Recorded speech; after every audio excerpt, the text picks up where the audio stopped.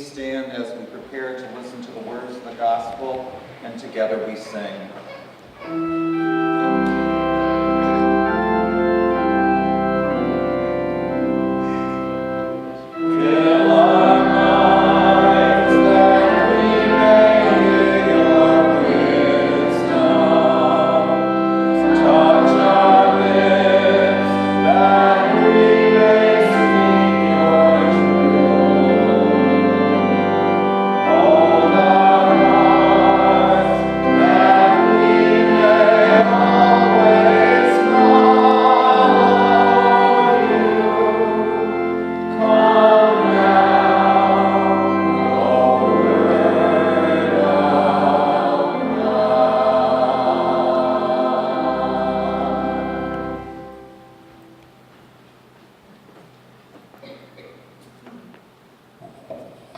The Lord be with you. And with your spirit.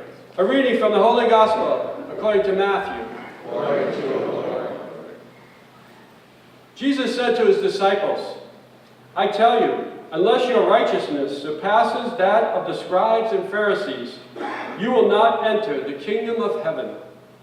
You have heard that it was said to your ancestors, you shall not kill, and whoever kills will be liable to judgment. But I say to you, whoever is angry with his brother will be liable to judgment. You have heard that it was said, you shall not commit adultery. But I say to you, everyone who looks at a woman with lust has already committed adultery with her in his heart. Again, you have heard that it was said to your ancestors, do not take a false oath, but make good to the Lord all that you vow. But I say to you, do not swear at all. Let your yes mean yes, and your no mean no. Anything more is from the evil one. The Gospel of the Lord. Praise to you, Lord Jesus Christ. 2 weeks ago, Sister Kate talked about the Sermon on the Mount. She told us it was one of the most well-read and recognizable passages of all the Gospels. You heard the word blessed 9 times in that Gospel. She told us that many people would follow these examples of kindness as a guide or a way to heaven. People of that day found the commandments negative phrases, and thought of the Beatitudes as a more joyful way to live. Then Father Tools and Mackey took us through week 5 of Ordinary Time and said, we are the salt of the earth and the light of the world. Great feeling, isn't it? They told us that the salt was a very important commodity at the time, and light was essential for many things to happen. Not only does light let us see things better, light helps things grow. So both light and salt are important to people at that time. Very important.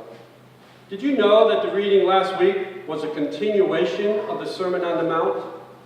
Good stuff, huh? Did you realize that the reading I just did from Gospel of Matthew is still the continuation of the Sermon on the Mount? Jesus continues to set the way to live your life and gain the reward of heaven.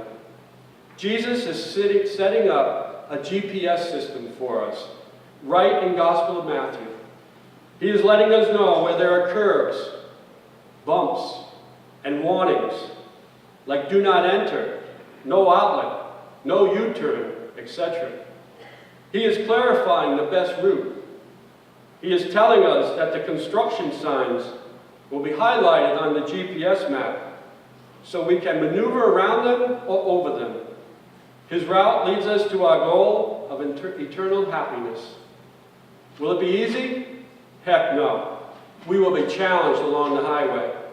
We must listen intently to the voice of the navigator, Jesus. Most of us have experienced what happens when a motorist gets behind one of those huge graders that goes to work on highway construction jobs. Whether the big grader is laying asphalt or tearing up asphalt, traffic comes to a halt or moves very slowly. One day, a veteran operator of the machine thought he would relieve some of the tension, so he placed a sign on each end of his machine. The sign said the same thing: the road to happiness is always under construction. Well, the road to happiness in our faith is constantly under construction also. It is not a matter of saying once and for all and all professing our faith. It's not a matter of once and for all allowing our faith to make a difference in one's life. The road to happiness in our faith is a matter of continuing to meet each encounter with a Christian response, a response of love, a response that we see Jesus make so many times in the Gospels. Recently, in a faith formation class that was not held here, the young adults said they think Christianity is an easy religion. The class had been studying world religion and found many to have tough rules and obligations about how to pray, how to dress, eat, and live. These young people are convinced that Catholics got it easy. Do you remember James Brown, also known as the Godfather of Soul? In 1965, he recorded a song called I Got You. But I think you'll remember it by the words, I feel good. Well, I don't think Brown was thinking about this gospel passage when he made that song. Because in today's gospel, Jesus doesn't make it easy to be a Christian. He doesn't make people like the Pharisees and Sadducees feel good at all. He expands the commandments from what was given to Moses. For example, he takes it from thou shalt not kill to whoever is angry with his brother will be liable to judgment. No free passes here. If you hold a grudge or speak ill of someone, is a violation of the commandment. Jesus tells us if our right eye causes us to sin, tear it out, throw it away. If your right hand causes you to sin, cut it off. You don't need it. If James Brown was thinking of this passage, he might have sang this tune, I feel pain, or simply, ouch! Jesus did not mean these things in literal sense, but he was to emphasize that whatever causes us to sin must stop. We must be ready to turn away from sin and be a leader rather than a follower.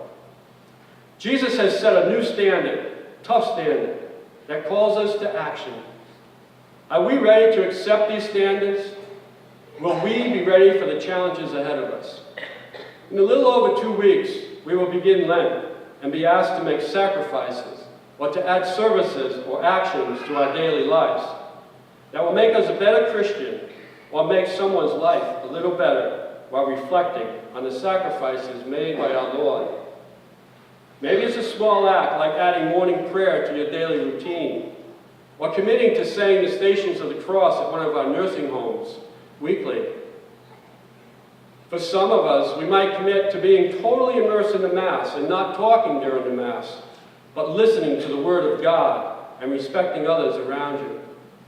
Maybe for some, it is the commitment to staying until Mass is officially over, when the priest processes out of the church and not leaving after communion or announcements. There were 2 businessmen who were partners in a small business. One day, one of the owner's sons came in to help his father because his partner was away. The son asked the dad, what is meant when someone says business ethics?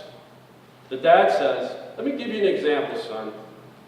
A lady came in the store and she buys something for $2.95, but only has a $50 bill to pay for it. You ring up the sale and hand her the change, totaling $47.05. The woman is in a hurry, and as she runs out of the store, you realize that she left the $47.05 on the counter. Now is the time of business ethics. That's when it comes into play. Do you tell your partner about the money that was left, or do you keep it for yourself? Jesus has laid down the ethics of Christianity for us today, and we are his partner. Do we shortchange our partner, or give him everything we have?